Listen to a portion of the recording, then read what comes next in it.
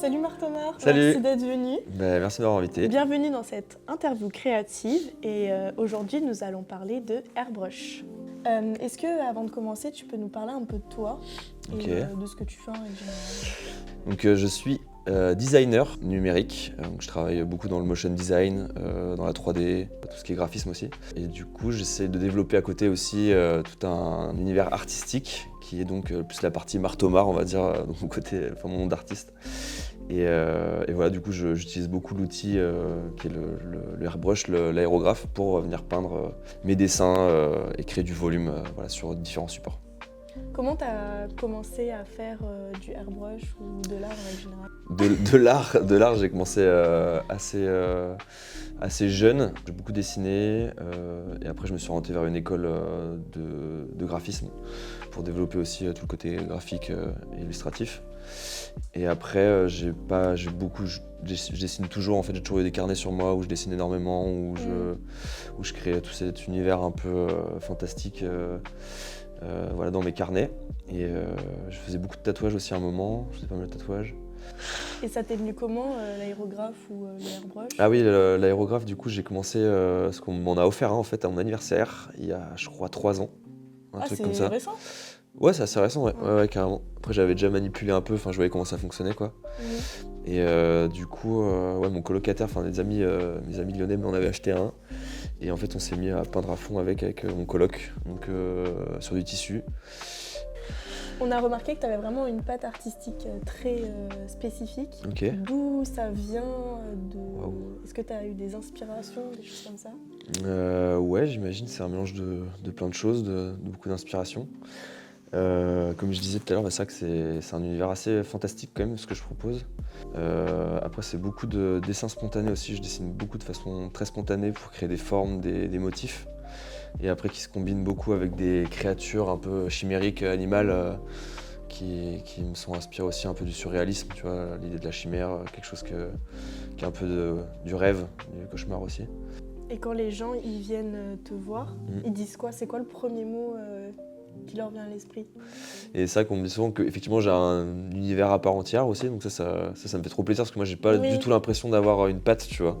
J'ai pas l'impression d'avoir un univers particulier, en fait c'est juste un ensemble et moi je le vois plus, tu vois. Genre, moi j'ai plein de pages remplies, j'ai des carnets remplis de dessins, tu vois, et je les sors jamais, tu vois. Et il y a plein de trucs qui sont denses et que je me rends plus compte de ce que je fais en fait, quoi. C'est lequel ton support préféré? J'avoue que j'aime bien le textile parce que je m'y suis un peu intéressé et je trouve ça assez intéressant comment ça absorbe la peinture aussi, la fibre. Après le papier c'est top aussi à travailler. Enfin, en fait l'aérographe ça se met partout, c'est ça qui est génial, c'est que ça se cale sur vraiment tous les supports. Donc il y a 1000 façons de l'utiliser et je pense aussi que c'est un outil. J'ai pas envie de faire que ça, tu vois. J'aimerais bien faire de la peinture, essayer de développer encore, continuer mes recherches un peu artistiques, on va dire, et que ça soit que un outil, que ça soit quelque chose qui intervienne dans le process de création, mais que ce soit pas genre le process, enfin qui fait tout de la création, quoi. Donc j'aimerais bien que ça soit aussi, diversifier mes créations.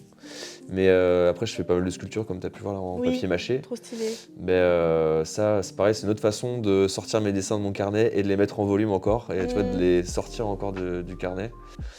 Et t'as des visions sur d'autres choses que t'aimerais faire? Ouais, on avait fait une exposition en résonance à la Biennale d'art contemporain de l'année dernière, où j'avais fait toute une installation aussi en papier mâché, avec des sculptures, des créatures, et un peu dans cet univers-là, mais le sortir pour créer une sorte de civilisation un peu passée.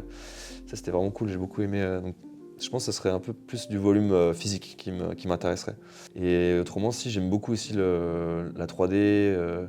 J'ai fait beaucoup de sculpting 3D. J'ai beaucoup transformé aussi mes dessins en sculpting 3D via des logiciels de 3D. Et après, j'aimais bien aussi les intégrer dans des jeux vidéo en 3D où tu peux te balader, tu as tous tes éléments qui sont animés et tu peux avoir tes grosses créatures dans un univers naturel. Et toi, tu es en première personne en train de te balader dans tout ça. Ça, j'adore faire ça. Comment ça s'utilise un aérographe? Comment tu arrives à prévoir Ok. Il y a 3 facteurs à prendre en compte, c'est l'arrivée d'air, l'arrivée d'encre et la distance du coup avec le support. Et du coup tu vas pouvoir gérer un peu les effets d'ombrage en étant plus éloigné pour avoir vraiment un rendu très diffus. Et plus près du coup gérer des traits plus fins et réussir à avoir vraiment une ligne si tu cherches vraiment un tracé. Et après, du coup, tu peux vraiment gérer l'arrivée d'encre et le flux d'encre, donc que tu vas pouvoir donc gérer ton halo de dégradé. Donc ouais, c'est assez. Faut vraiment capter ces trois facteurs pour réussir à vraiment maîtriser l'outil, je pense.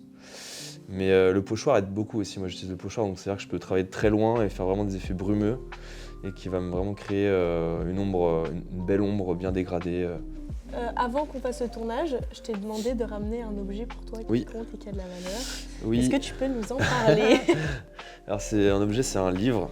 C'est le Bestiaire universel du professeur Révillot. Donc ça, c'est un cadeau qu'on m'a fait il y a très longtemps quand j'habitais à Nantes. Et ouais, du coup, ça me fait beaucoup penser au lieu unique à Nantes, qui avait une librairie avec plein d'éditions très loufoques que j'aime beaucoup, dont celle-là qu'on m'a offerte. Et j'aime bien ce que ça crée. En fait, c'est très simple comme fonctionnement, mais en gros, c'est un peu des illustrations, un peu de dictionnaire d'animaux. En fait, on peut mélanger en tournant les pages. Donc on peut créer vraiment des chimères ou alors des créatures pas possibles. Ça me donne des idées des fois un peu. Je tourne les pages. Ça t'inspire? Ouais, un peu. Alors en vrai, je l'ai retrouvé, je l'avais complètement oublié ce truc-là. mais ça, je pense que je vais le rescruter avec plus d'intérêt. Parce que ça crée, et du coup, ça te crée un animal. C'est le putoufant, tu vois. C'est une tête de punaise, je pense, un corps de tatou et d'un derrière d'éléphant, tu vois. C'est un crustacé sauteur à la carapace articulée des jungles indiennes. Voilà, c'est ça. Donc voilà, vous savez ce que c'est un putoufant.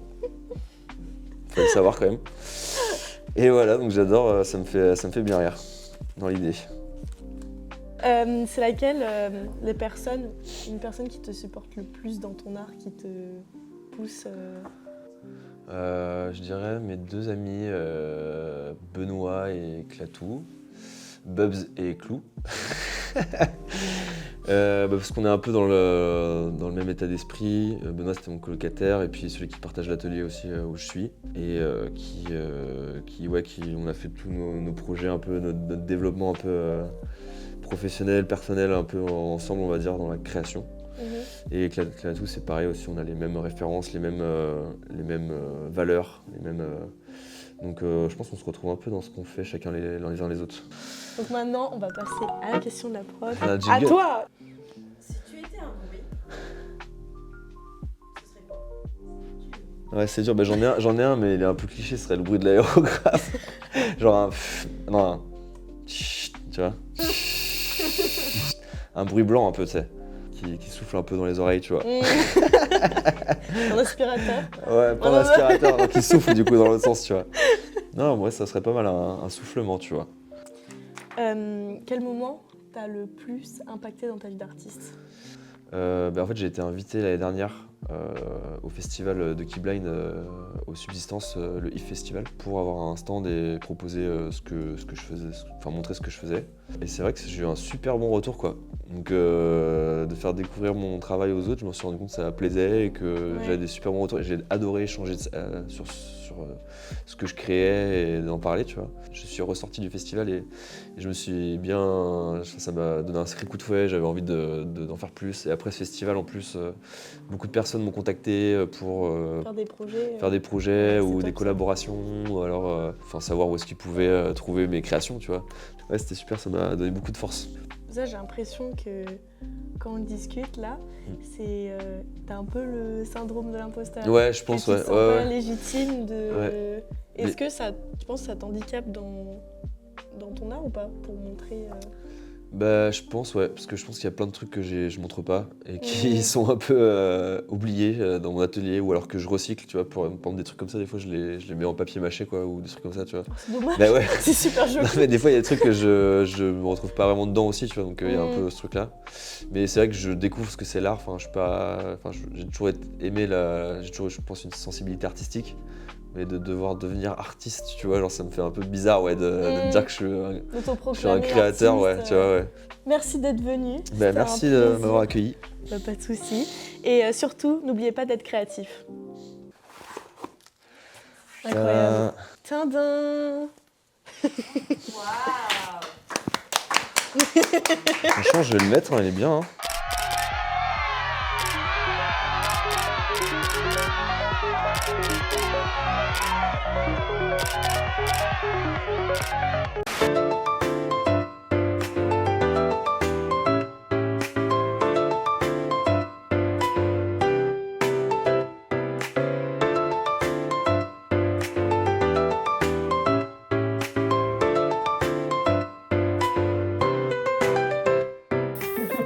Mais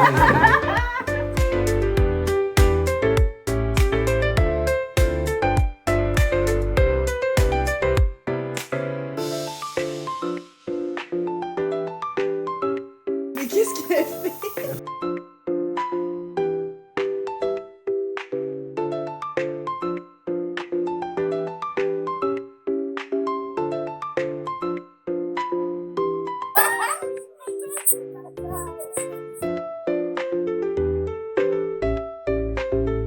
Tu fais quoi? Je fais un soleil slash lune slash plein de trucs. Ah.